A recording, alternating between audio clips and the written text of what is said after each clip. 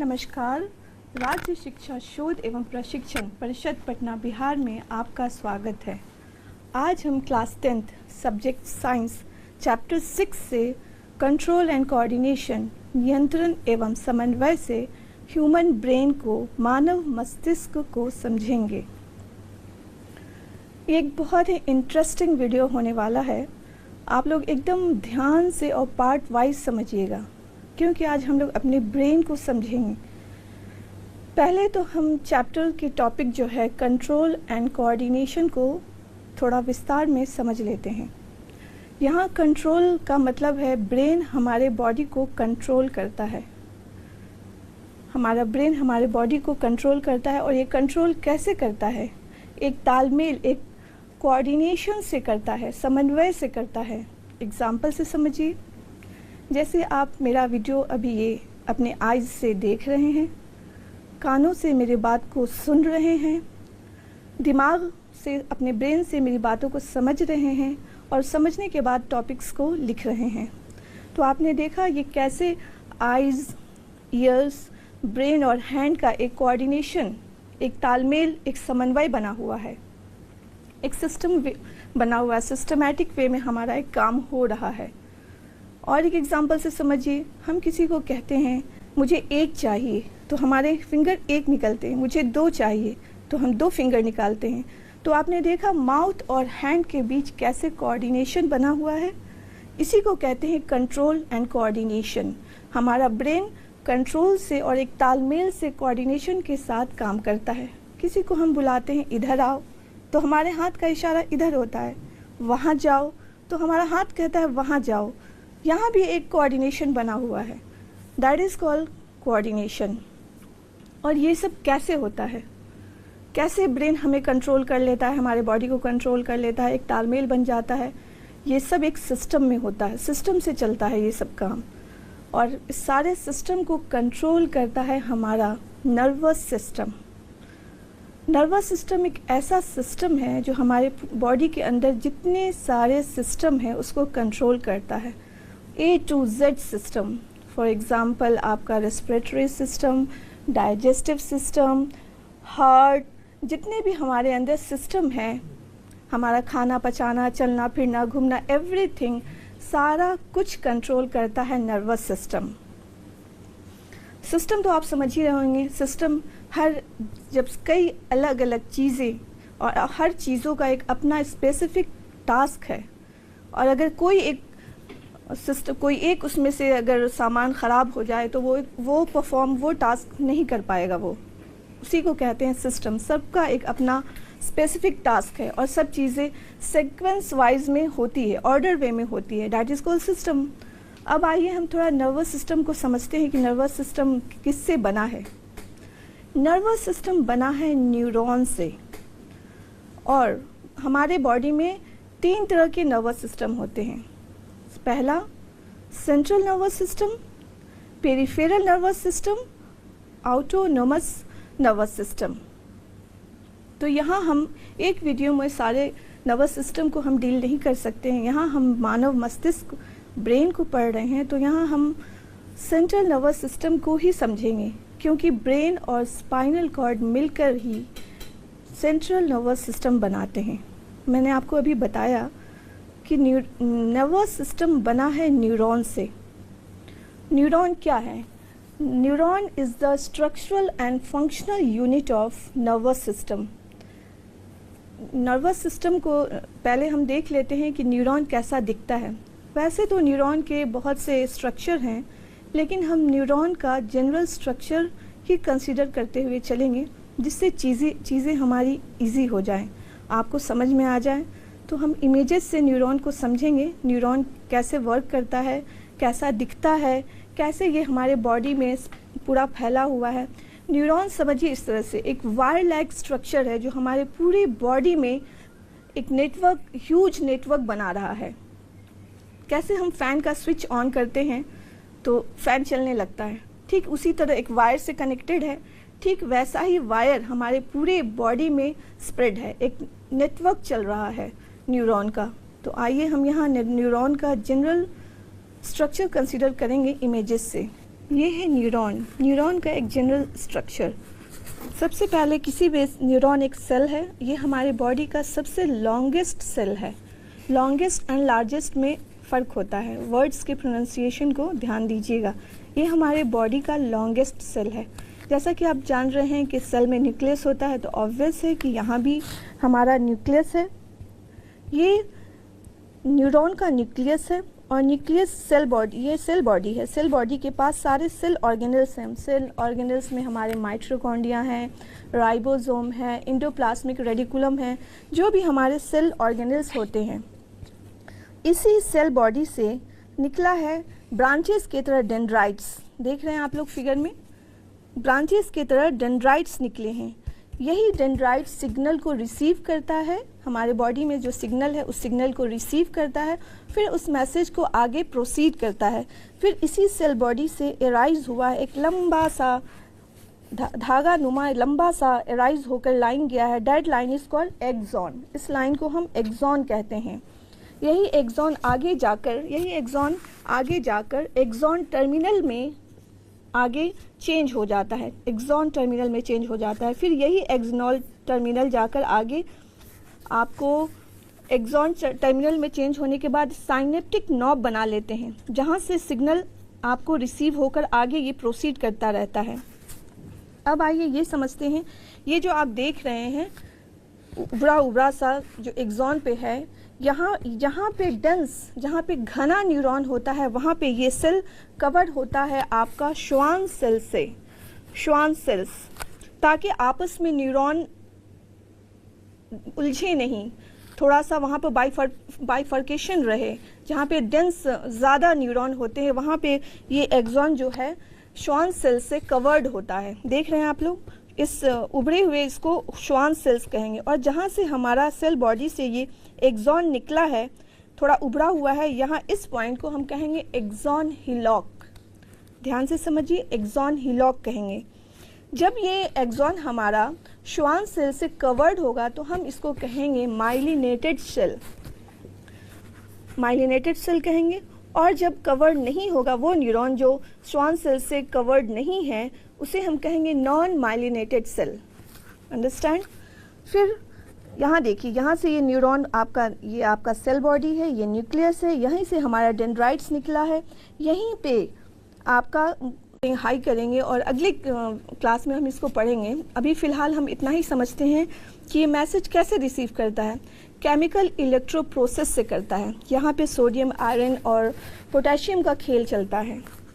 एक एग्जांपल से समझिए, आप कभी देखा होगा कि हमें बहुत ज़्यादा किसी को पसीना निकल जाता है तो वो अनकॉन्शियस फील हो जाता है, थोड़ा सा कभी कभी बेहोश भी हो जाता है या उसकी तबीयत ख़राब हो जाती है और वो अपने आप को मूव नहीं कर पाता है, एकदम कमज़ोर सा हो जाता है। ऐसा क्यों होता है?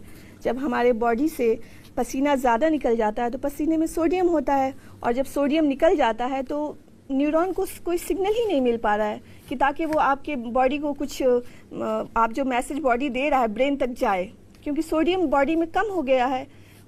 ठीक, अब फिर फ़ौरन उसे हम चीनी पानी नमक पिलाते हैं, उसका सोडियम वापस आता है, फिर वो ठीक हो जाता है। तो समझ गए आप कि उसको मैसेज सोडियम ये केमिकल नहीं होने की वजह से हमारे बॉडी में ब्रेन को वो मैसेज नहीं मिल पा रहा है। डेंड्राइट्स के पास मैसेज जा ही नहीं पा रहा है कि आगे वो मैसेज को प्रोसीड करे, कन्वे करे कि अब क्या करना है, कहाँ जाना है, चलना है, सोना है, बैठना है, क्या करना है। बॉडी को कोई मैसेज ही नहीं दे पा रहा है। ठीक है, तो यही डेंड्राइट्स आगे मैसेज को प्रोसीड करते हुए एक्सॉन से होते हुए एक्सॉन टर्मिनल आता है। फिर यहीं पे कोई दूसरा न्यूरॉन इसी डेंड्राइट से अटैच है, फिर उसको मैसेज को कन्वे करते हुए पूरे बॉडी में सिग्नल देता है। हमारे बॉडी में 2 टाइप्स के न्यूरॉन होते हैं, सेंसरी न्यूरॉन एंड आपका होता है मोटर न्यूरॉन।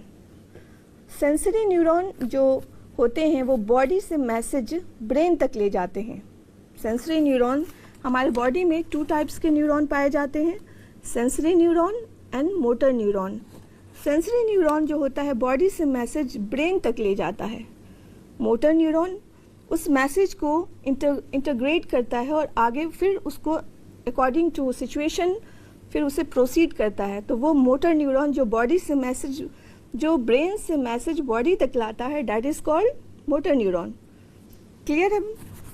फिर से एक बात समझ लीजिए 2 टाइप्स के न्यूरॉन होते हैं। ये न्यूरॉन का जनरल स्ट्रक्चर है। ज़्यादातर इसी टाइप के न्यूरॉन हमारे बॉडी में पाए जाते हैं और ये सबसे हमारे बॉडी का सबसे लॉन्गेस्ट सेल है। और 2 टाइप्स के न्यूरॉन होते हैं, sensory neuron and motor neuron.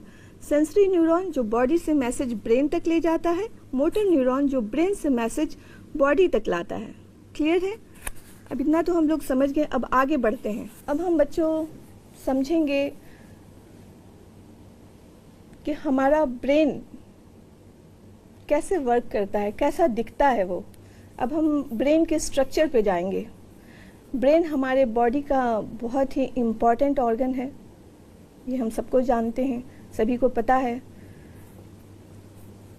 Brain हमारा कैसा दिखता है उसको हम अब समझेंगे। और सबसे पहले इतना इम्पॉर्टेंट स्ट्रक्चर है तो हम ब्रेन को, ये देखिए, यही है हमारे ब्रेन का स्ट्रक्चर। जब ब्रेन हमारा इतना इम्पॉर्टेंट ऑर्गन है तो इसे प्रोटेक्शन तो देना ही पड़ेगा। इसके प्रोटेक्शन के लिए एक क्रेनियम नाम की हड्डी होती है। ये आप देख रहे हैं, ये सारी हड्डी यहाँ से पूरा यहाँ तक, दैट इज़ कॉल्ड क्रेनियम। ये हड्डी जो 8 हड्डियों का ग्रुप से बना है। क्रेनियम हड्डी, क्रेनियम एक सॉकेट है हमारे हेड के ऊपर जो 8 हड्डियों के से मिलकर बना है। और ये बहुत ही मजबूत फाइब्रस जॉइंट्स है, जो एक बहुत ही मजबूत जॉइंट होता है। क्यों है? क्योंकि हमारे हेड को सेफ्टी मिले, हमारे ब्रेन को सेफ्टी मिले। क्रेनियम नाम की हड्डी जो होती है हमारे ब्रेन को सेफ्टी देती है। अब आइए, ठीक क्रेनियम के नीचे ही है मेनिंजिस।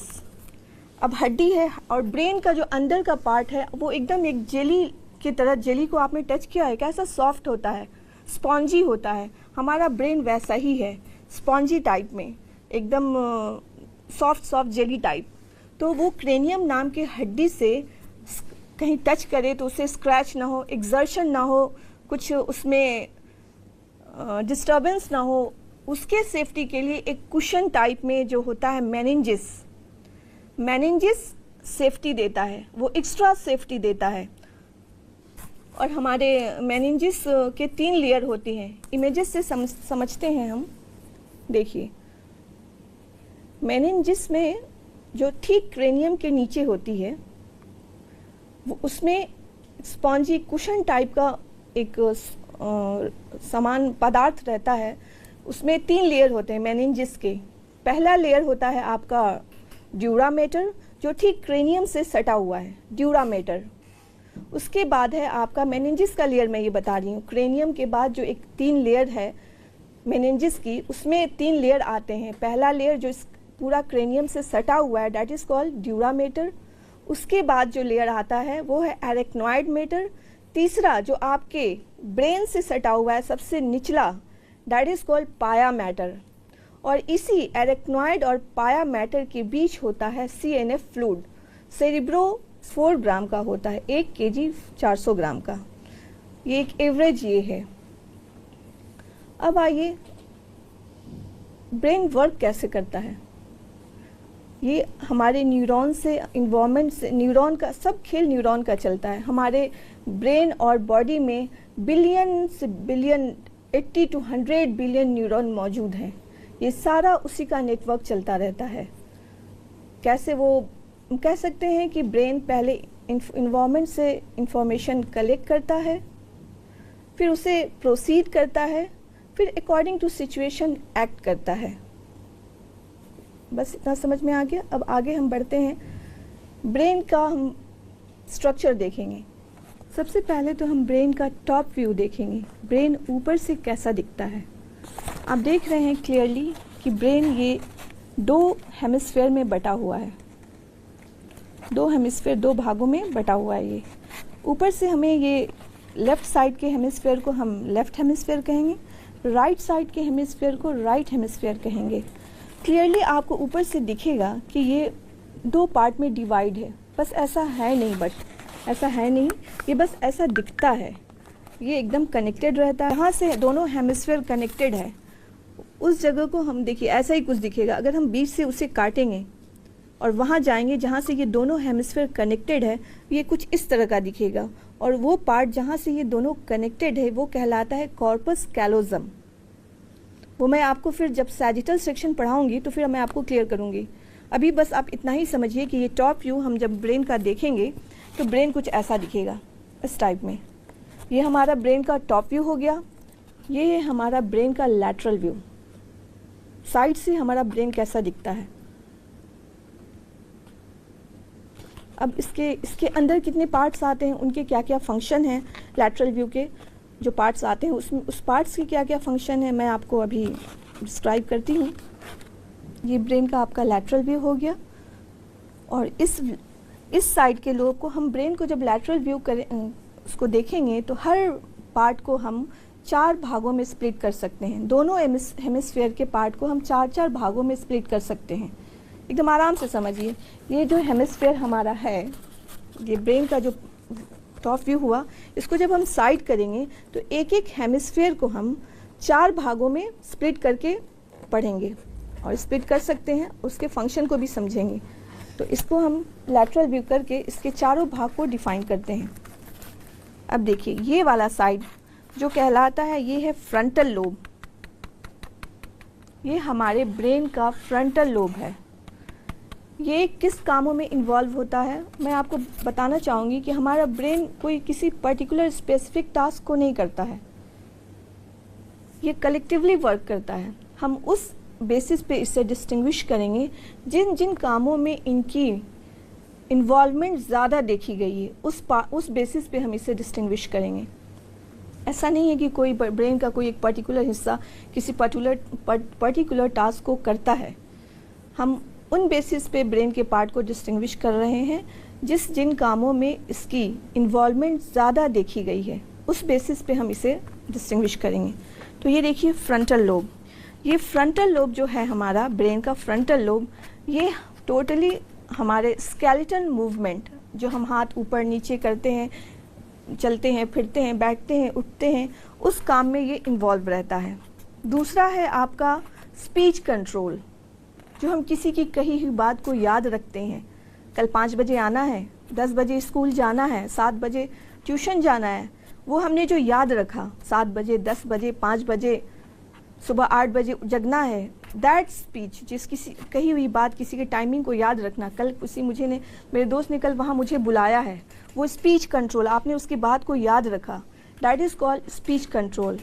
तीसरा है इंटेलिजेंस, ये हमारे टोटली इंटेलिजेंस से भी जुड़ा हुआ है। फिर है हमारा आपका रीजनिंग, किसी काम के पीछे हम जो तर्क ढूंढते हैं, ऐसा कैसे हुआ, कैसे हो गया, रीजनिंग ढूंढते हैं, रीज़न ढूंढते हैं, दैट इज़ कॉल्ड रीजनिंग। अब आते हैं इसी फ्रंटल लोब हमारा कनेक्टेड है, एसोसिएटेड है हमारे न्यूमेरेसी से। न्यूमेरेसी कहते हैं सिंपल नंबर कॉन्सेप्ट को, जो हम सिंपल नंबर कॉन्सेप्ट को जोड़ते हैं, घटाते हैं, उससे एसोसिएटेड है। उस कामों में ये ज़्यादा प्रॉम्प्ट है। अब हम आते हैं टेम्पोरल लोब। टेम्पोरल लोब जो सबसे निचला हिस्सा है हमारा, नीचे का भाग है टेम्पोरल लोब। ये यहाँ पे हमारा है ऑडिटरी परसेप्शन। टेम्पोरल लोब आपके किन कामों में इन्वॉल्व है? ये इन्वॉल्व है ऑडिटरी परसेप्शन। ऑडिटरी परसेप्शन कहते हैं किसी की आवाज़ को सुनकर पहचानना। जब हम किसी से फ़ोन से बात करते हैं, अरे ये तो मेरी मम्मी की आवाज़ है, मेरे दोस्त की आवाज़ है, मेरे फादर की आवाज़ है, मेरे भाई की आवाज़ है, दैट इज़ जो आवाज़ सुनकर किसी ने हमें पीछे से आवाज़ दिया, अरे ये तो मेरा दोस्त आवाज़ दे रहा है, मुझे बुला रहा है, वो आवाज़ जो हमने पहचाना है, that is called auditory perception. ये एक और काम में इन्वॉल्व रहता है ऑब्जेक्ट रिकॉग्निशन। किसी भी ऑब्जेक्ट को देखकर हम जो एनालाइज करते हैं, उसे अंडरस्टैंड करते हैं, ये क्या है, ये कैसे वर्क करता है, that is called object recognition. तो आपने देखा बच्चों, टेम्पोरल लोब जो है ये किन किन कामों में इन्वॉल्व है? ऑडिटरी परसेप्शन और ऑब्जेक्ट रिकॉग्निशन। अब आइए पैरिटल लोब। पैरिटियल लोब ये ऊपर का हिस्सा है, हमारे हेमिस्फीयर का थोड़ा ऊपर का हिस्सा है पैरिटियल लोब। ये टच के साथ एसोसिएटेड है और ये सेंसरी न्यूरॉन से जितने भी इंफॉर्मेशन आते हैं उसे इंटीग्रेट करता है, इंटीग्रेट करके ये मैसेज को आगे प्रोसीड करता है। पैरिटियल लोब हो गया क्लियर। अब हम आते हैं ऑक्सीपिटल लोब। ऑक्सीपिटल लोब जो है ये लास्ट का हिस्सा है, ये ब्रेन से के आँख के पीछे जस्ट कनेक्टेड रहता है ऑक्सीपिटल लोब।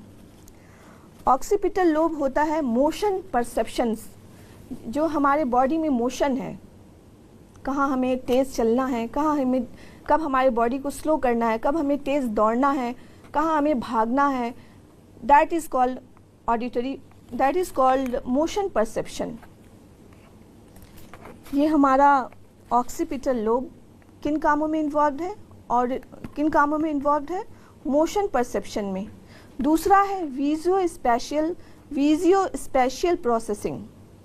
दूसरा ये occipital lobe visuo spatial processing में इन्वॉल्व रहता है। विजुओ स्पेशियल प्रोसेसिंग का मतलब है हम अपने आसपास जो स्पेस को देखकर अंदाज़ा लगाते हैं, वहाँ कैसा है, किस तरह का स्पेस है, that is called visual spatial processing. एक और ये मेन काम में इन्वॉल्व रहता है ऑक्सीपिटल लोब कलर डिफ्रेंसिएशन में। हम जब किसी कलर को देख के, दो अलग अलग कलर को देखकर उसे पहचानते हैं, ये लाल है, हरा है, ब्लू है, उसमें ये हेल्प करता है, उन कामों में ये प्रॉम्प्ट है। एक क्विक सा रिवीजन हम फिर से कर लेते हैं कि कैसे हम अपने हेमिस्फीयर को 4 लोब में स्प्लिट कर सकते हैं और वो किन किन काम में प्रॉम्प्ट है। ये बात आप ज़रूर याद रखिएगा कि हमारा ब्रेन किसी पर्टिकुलर टास्क को नहीं करता है, वो कलेक्टिवली वर्क करता है। हम उस बेसिस पर डिस्टिंग्विश कर रहे हैं जिन जिन कामों में इनका इन्वॉल्वमेंट ज़्यादा देखा गया है।